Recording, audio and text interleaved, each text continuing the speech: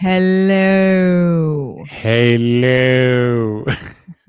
This is story time, short story time with Danielle and Nathan. I have a short story in mind, but I have a bunch of short stories. So maybe we should flip for who goes first. Yeah. I have a quarter, A quarter. Canadian quarter. Yeah. Have you ever heard of those things that they used to be in malls? And it's like, give me a quarter. I'll tell you your fortune. You used to Yeah. walk by them, and they used to Have you ever just seen go the off. movie Big? Yes. It's all Yeah. premise because he puts a quarter in one of those bad bitches. Zula or something's magic thing. Yeah. Heads or tails? Call it in the air. Ready? Tails for me. It is heads. There you go. Just everyone can see I or not. I Okay. believe you. Nope, it's too blurry. Oh, The there we go. queen. The queen has The spoken. queen herself. All right. So I'll let you pick. Do you want to hear a story about a miracle? Do you want to hear my most embarrassing moment? Yes. Or do you want to hear about a concert? I want to hear about your most embarrassing moment. Thank you. All right. Most embarrassing moment. All right. I want you to picture 17-year-old Nathan. Oh, what a handsome feller. Mm. Okay. Well, I had the hots for this girl, like big time. Maybe I've told you this story. I don't know. I don't care. I want to hear it. Yeah, I had the hots for this girl. And like the year before, this is like sheltered stories from Nathan. See, the year before, in the faith that I belong to, you're not supposed to date until you're like 16, right? So when I turned 16, I asked this girl out to go on a date, not to like be my girlfriend or anything. And she said yes, thank goodness. And we went on this date. But I was pretty sure she thought I was, over the top and a little too freaky and just kind of was like, yeah, we can be friends. And so I just kind of left it at that. Anyway, a year goes by. I'm 17 years old and I'm in Victoria. And in this place in Victoria, there's this lake. I've forgotten the name of the lake. Anyway, there's this really shallow section, and I was really good friends with her sister. And the sister had invited me down to the lake, not the girl that I had the hots for. And so we're at this lake, and we're playing in the lake and stuff. And I think either the sister, the one that I had the hots for, she showed up with her friends. And in my 17-year-old brain, that thought, I'm gonna really impress this girl. Like I'm gonna. Oh no. You have to understand, in my like dumb little mentality as a teenager, and I'm still this way, but I thought I will be really goofy, and that will impress her, and she will like me, and then we will be friends forever, and we will run through the tulips and make babies. Run through the tulips and make babies. That's a new one. Yeah, anyway, in my little 17-year-old brain, I thought goofiness, that's it, that's the one. And so a switch clicked in my head that said, run up to this girl and shake water on her. Like yourself? Yeah. Oh. Like if I run up to this girl and in my head I was like, like a dog, right? How a dog runs up and then shakes water. Like that's just hilarious. And I'm pretty sure I tossed the idea out to the other sister, the one that I knew, like, hey, what do you think? This would be good, right? Like I could do this. And I think the sister was like, I don't think that's a good idea. And in my brain I kept going, no, it will be funny. I will shake like a dog and it will be hilarious, right? So I get in the water, come out of the water, run towards this girl. Now you have to know a couple of things about this. The girl had a bunch of friends. She was sitting on a blanket or laying on a blanket, kind of like with her head propped up and looking at her friends. I didn't know any of her friends. So as far as they're concerned, a random guy is running up out of the water, right? None of that process through my head. I didn't go, hey, what about all the other people that are sitting here? Oh No, no. didn't think of it. Instead, I just like beelined for her, and then I stopped and I began to flail like a dog. And in the process, I kicked her in the head. How did you manage that? What kind of flailing were you doing? Like a dog. Not just your upper body, your whole legs and Oh, everything? I Like, gave it every twist and flop I could possibly give, and just oh went, no. gave it everything. And in the process of doing that, kicked her in the head, and she went down on the blanket. Right. And to be honest, I don't know what happened after that.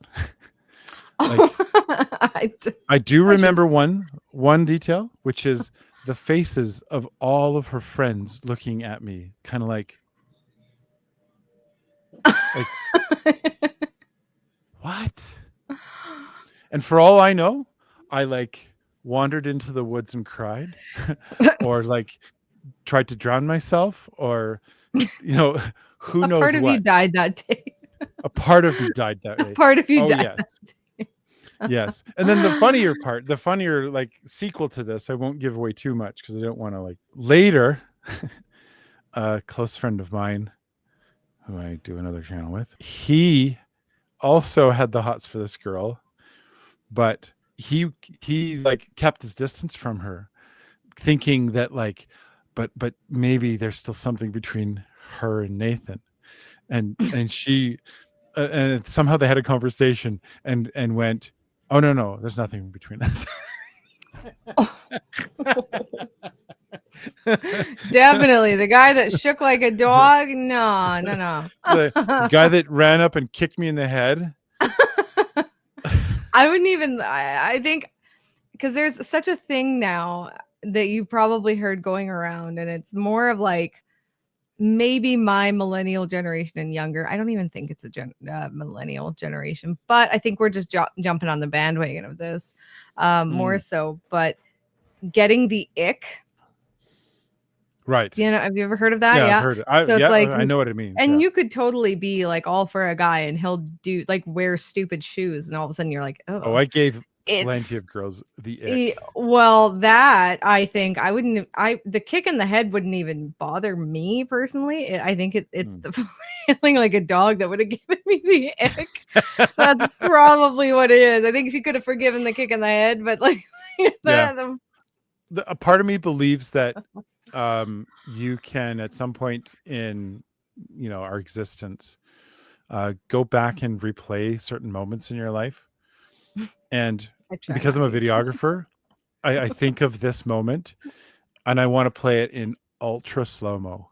Like, oh no, that is something that you should want to. That is for me. I would want to bury it so deep and never think of it again. That's probably why you blacked out. Just imagine my eyes going like, my eyes all wide, like this will be funny. Oh no. Yeah. No. Yeah, that would give me the ick for sure. That was a massive blind spot when I was a teenager, just completely unaware of what does this look like from the outside? No idea. No. Oh, yeah. Anyway, that was my story. What's yours? Well, that's a fun story. I could tell two. I feel like my embarrassing story is almost like two different things, but like it feels like it's within the same day. Or I could tell you the story of how I almost got kidnapped. What do you choose, Nathan? Oh, well, embarrassment doesn't need to be the theme. I like the kidnapping. That sounds interesting. I want to hear the kidnapping story. Alrighty. Yeah. Okay. Yeah. So I won't give the city name or the town name. I will simply say it is Saskatchewan, where I grew up, Saskatchewan. Mm-hmm. And my best friend and I, we've been best friends since we were babies. Our moms were friends, all that good stuff. And we decided one summer that we wanted to do volunteer work. We just wanted to start our work lives early, I guess. I would say we were probably somewhere between 12, 13, I wouldn't go 14, maybe. Okay. And we were like, oh, because we went to a Catholic school. So we're like, let's try the church and see if we Mhm. can do any. I think she said that there was something that they did at the church for volunteering, and I was like, all right. And we walked over, and mind you, the church was kind of, it was a big church in our city, and then it was a schoolyard, and then the Catholic school, and it was all kind of interconnected on the Oh, same plot there, and it gotcha. was literally the next block down from where we lived. So we walked down the street, across the street, and there it is. Oh, okay. And so it wasn't far, and it was middle of summer, and we Mhm. we just walked over there one evening. Probably it was still light out, so I don't even know. It could have been 7, 8 o'clock. And we went over there, and we're wandering around the property, just trying to knock on the priest's door. I honestly don't really remember that part too well, but we were just trying to find, and we gave up at some point, and we're like, let's go play on the swings in the schoolyard. So we were Mm. walking across this field, and this field was basically like we'd play baseball there and stuff. So you'd walk through this field, and then there was the playground a little further down. So we're walking across this field, and we see this like work truck that I think was working on the property and doing something. I think they were doing some kind of maintenance on the property, and I think I've seen that work truck there days prior. And so anyway, we're walking across the field, and we notice this guy come walking. He gets out of that truck and starts walking towards us. And he's a ways away, but he's like, "Hey!" And he's calling out, and we just kind of looked at each other, and I think she's the one that was like, "Run!" And so we turned around and ran. And I looked back. I was the slower runner, and I look Mhm. back, and he's bolting to his back to his truck, back Oh. to the truck, not after us, back to the. He ran to the truck.